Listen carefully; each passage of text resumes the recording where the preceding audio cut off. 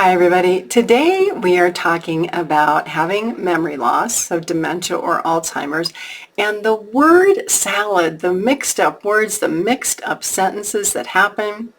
I'm going to give you tips to interact with loved ones when word finding makes communication difficult. How do you shift from verbal communication to nonverbal communication? And this comes up because caregivers are sharing stories with me of family members who maybe visit mom or dad or visit grandma or grandpa. And these family members who show up are actually pretty irritating. They're asking mom, dad, grandma, or grandpa questions that mom, dad, grandma, or grandpa can't answer. Why? Because they have memory loss, because they can't remember. So these people who are coming to visit, thinking they're doing a really nice thing, all they're doing is making the person with dementia or Alzheimer's feel bad. They're irritating the person unknowingly because they're not educated about how communication skills change with memory loss and how to communicate. So if you have people in your family like this, share this video. Send them this video. Then send them to my website, PamelaDWilson.com. There is a whole module on taking care of elderly loved ones who have memory loss. So, again, this glitch in family visitors happens because people lack education about dementia and Alzheimer's and memory loss. In these situations, if you're the caregiver, it's okay for you to step in and say, hey, you know what? Stop asking questions. All you're doing is irritating them. They can't remember. They have dementia or Alzheimer's. If you don't understand what that means, I'll send you a video. I'll send you a link to Pamela's website. Watch some videos on her YouTube channel. I really would like you to continue to come visit, but you can't come and upset mom or dad. Perfectly okay for you to say. So stay with me while I offer tips in this video that you can share with family members.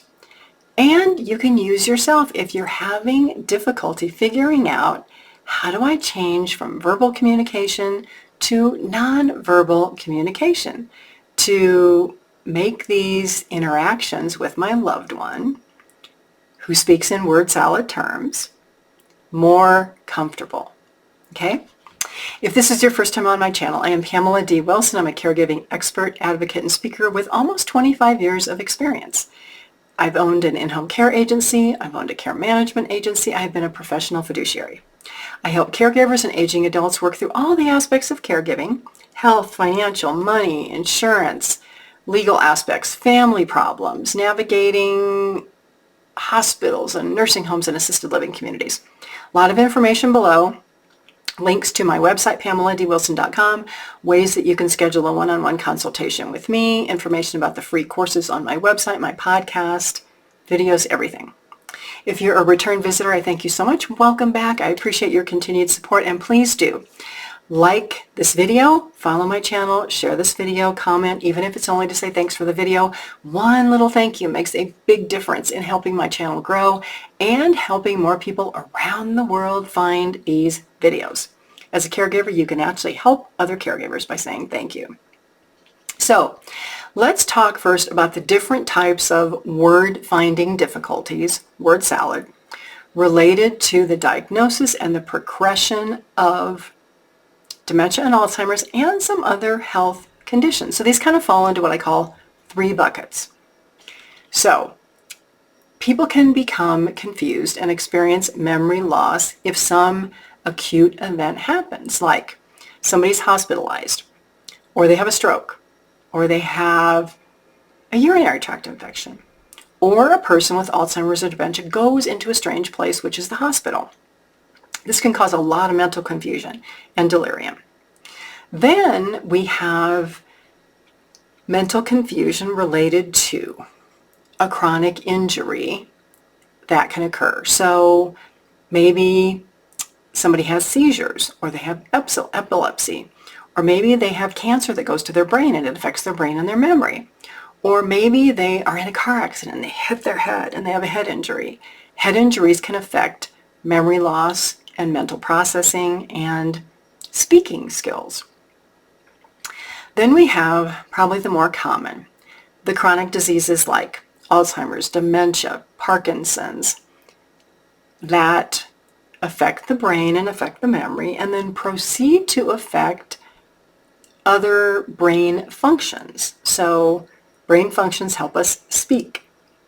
They help us think and problem solve and schedule doctor appointments and just do all the day-to-day activities. We have this wonderful computer up here that's our brain.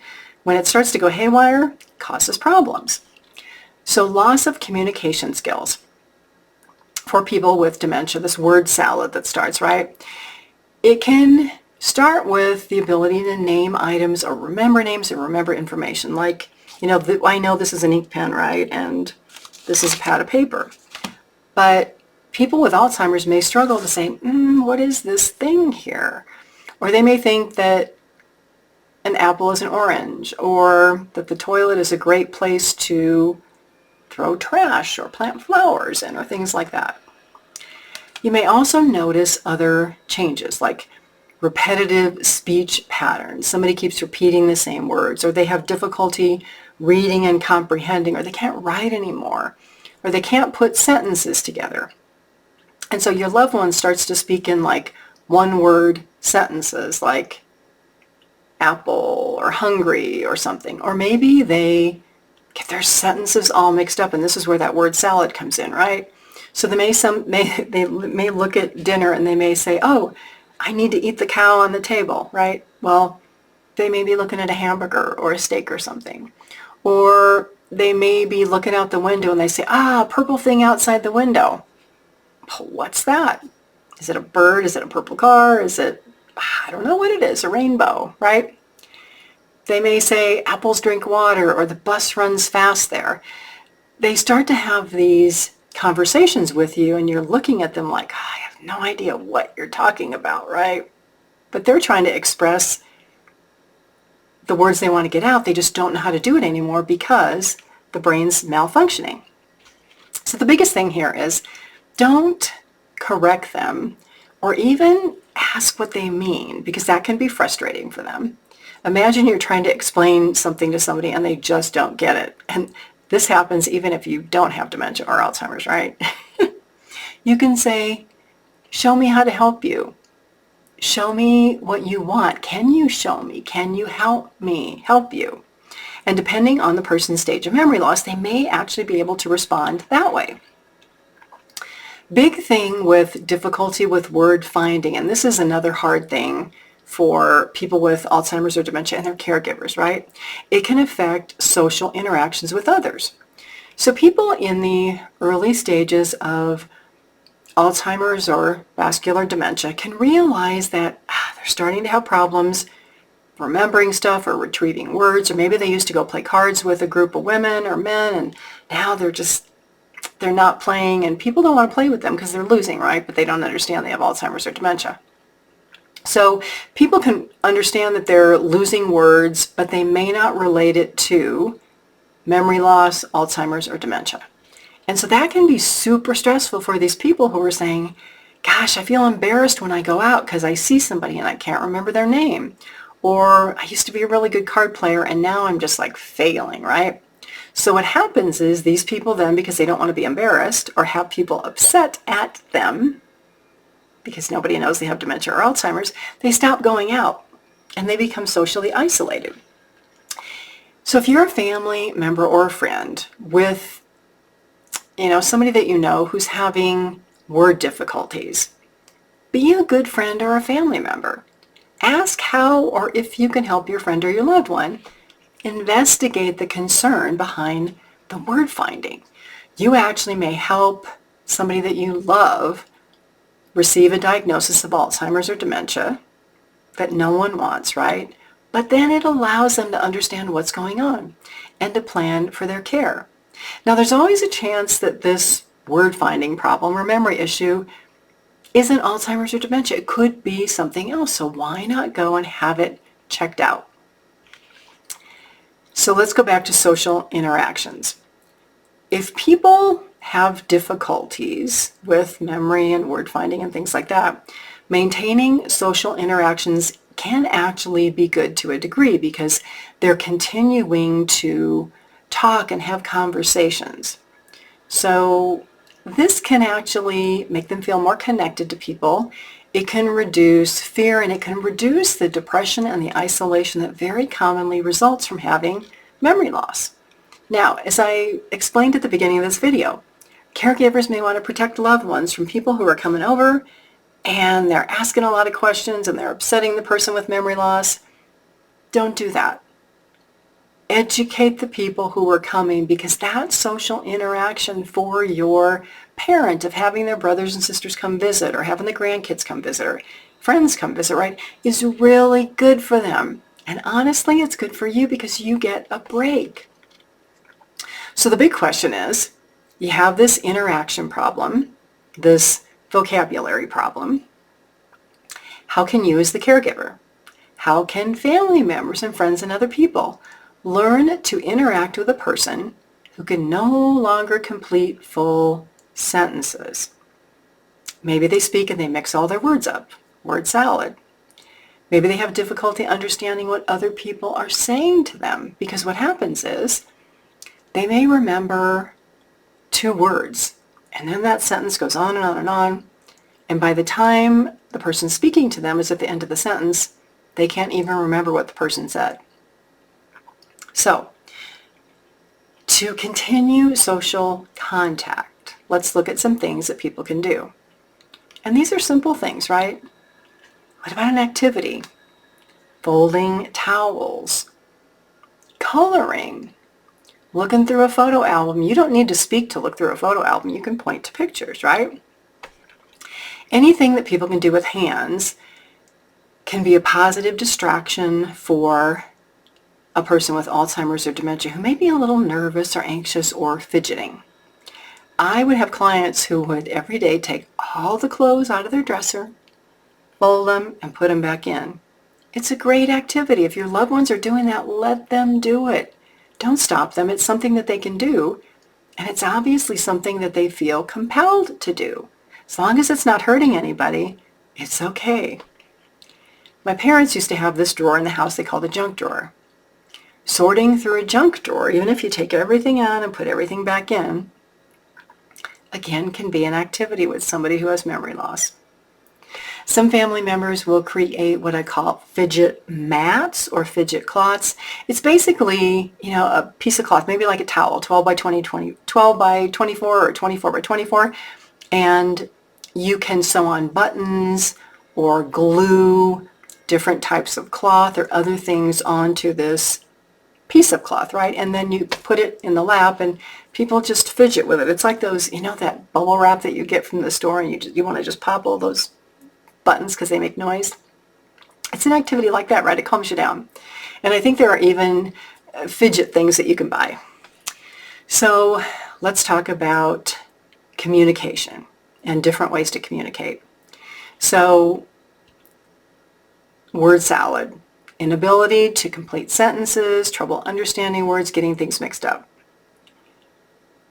Things that you can do that actually counteract word salad are singing. For some reason, music and memory are preserved a really long time for people with Alzheimer's or dementia. They may not be able to speak a single sentence, but if you play songs that they remember from their youth, they can sing them, and they can sing them perfectly. So, singing and music is a great activity for people who have memory loss because for some reason these abilities stay.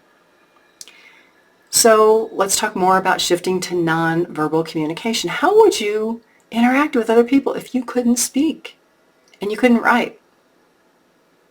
People with Alzheimer's and dementia begin to respond more to things and actions instead of words. So some tips. No more questions. No more questions.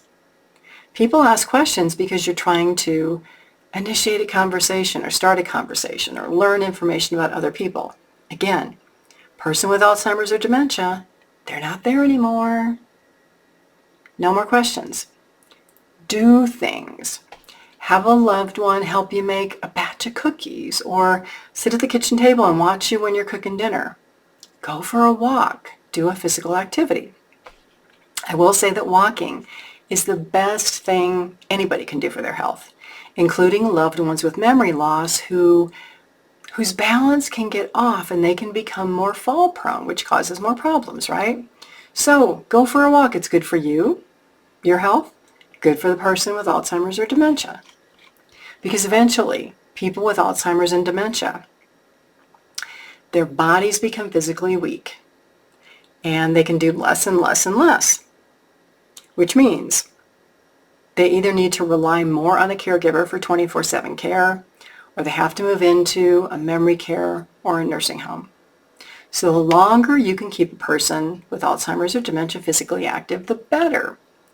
And even if you only go for a walk and you don't say a word, and you're pointing to like, oh, look at the bird, or the sun's out, or a beautiful flower, or whatever, it's a great activity. Also, monitor your body language, your appearance. Smile. Use friendly facial expressions. Be calm, be reassuring, be gentle, because people with memory loss pick up on the emotions of people who visit, and caregivers who may be frustrated and uptight and impatient and angry because, oh my God, I had a horrible day and now I got to be this caregiver, right? They pick up on that. So if your loved one's agitated, look at yourself. Am I giving off vibes of anxiousness or worry or frustration? When you speak to a person with Alzheimer's, again, we're trying to end the speaking, but it's like, oh, let's go do this. It's not like, do you want to do this? What do you want? They can't answer. It's like, let's go for a walk. Let's go to the bathroom. It's time to eat dinner. Learn to use visual cues.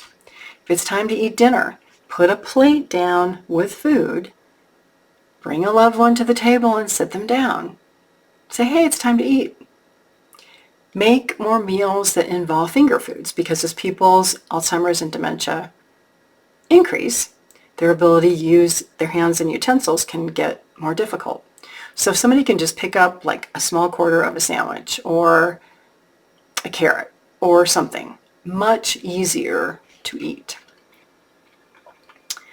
Minimize a lot of distractions or background noise, sometimes too much stimulation. So like if you take a person with dementia or Alzheimer's to the mall and there's a lot of people and a lot of noise, you may notice them getting agitated because their brain's having difficulty processing all of this noise and stimulation and people walking around. And you may notice this if you have a lot of people that come to the house, right?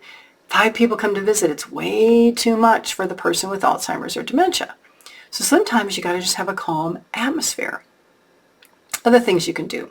Hold their hands when you speak to them. Offer hugs, offer reassurance. Sit next to them on the couch.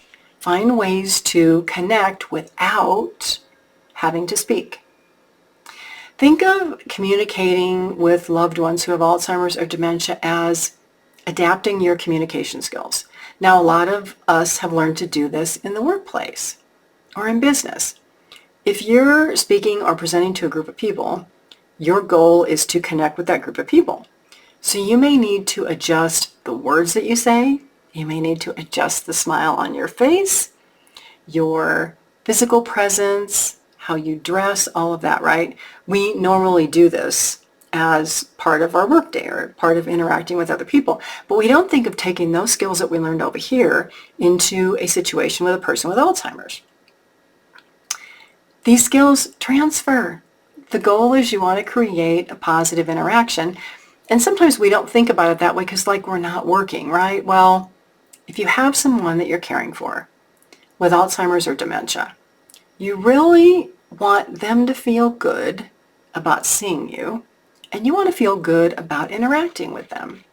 So ways to do this. Think about nonverbal communication again. Remember the game Simon says, close your eyes. Simon says, smile. Simon says this. Well, you're doing that, but you're not saying Simon says. So for example, small things that you can do. You can hum. You can laugh. You can nod or shake your head. You can shrug your shoulders. Raise an eyebrow.